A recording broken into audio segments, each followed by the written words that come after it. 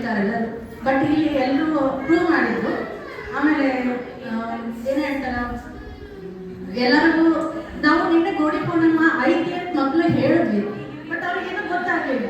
ನಮಗೆ ಗೊತ್ತು ಗುರುಗಳಿಗೋಸ್ಕರ ಒಂದು ದಿನ ಅಂತ ಇರುತ್ತೆ, ಅದು ಗುರು ಪೂರ್ಣಿಮಾ ಅಂತ ನಾವು ಮಾಡಿದ್ವಿ ಅಂತ ಹೇಳಿದ್ವಿ. ನನ್ನ ಮಕ್ಕಳು ಡೈಲಿ ಮಾಡ್ತಾರೆ, ನಮ್ಮ ತಾಯಿಯವರಿಗೆ ಕಾಲ ನಮಸ್ಕಾರ ಮಾಡಿ ಬರ್ತಾರೆ, ಡೈಲಿ ಮಾಡ್ತಾರೆ. ಒಂದಿನ ನಾನು ಮರಿದ್ರು ಕೂಡ ಅವ್ರು ನೆನ್ಪು ಮಾಡಿಕೊಂಡು ಮಾಡ್ತಾರೆ.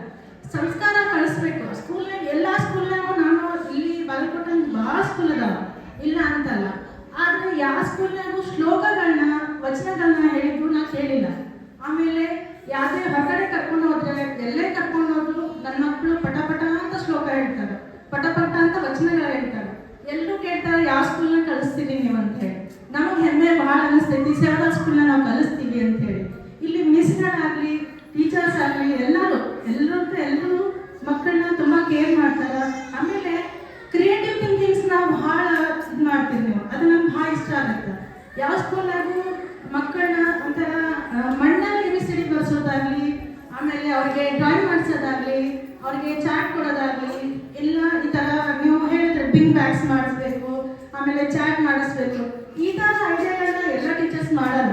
ಎಲ್ಲರಿಗೂ ಏನು ಮಕ್ಕಳು ಚೆನ್ನಾಗಿ ರ್ಯಾಂಕ್ ಬರಬೇಕು ಅನ್ನೋದು ಒಂದೇ ಯೋಚನೆ ಮಾಡ್ತಾರೆ.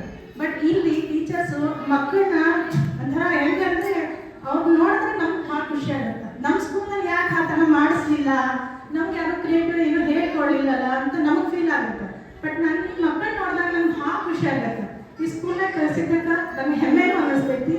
ಆಮೇಲೆ ಇಲ್ಲಿ ಸಂಸ್ಕಾರ ಭಾಳ ಚಂದ ಕೊಡ್ತೀವಿ.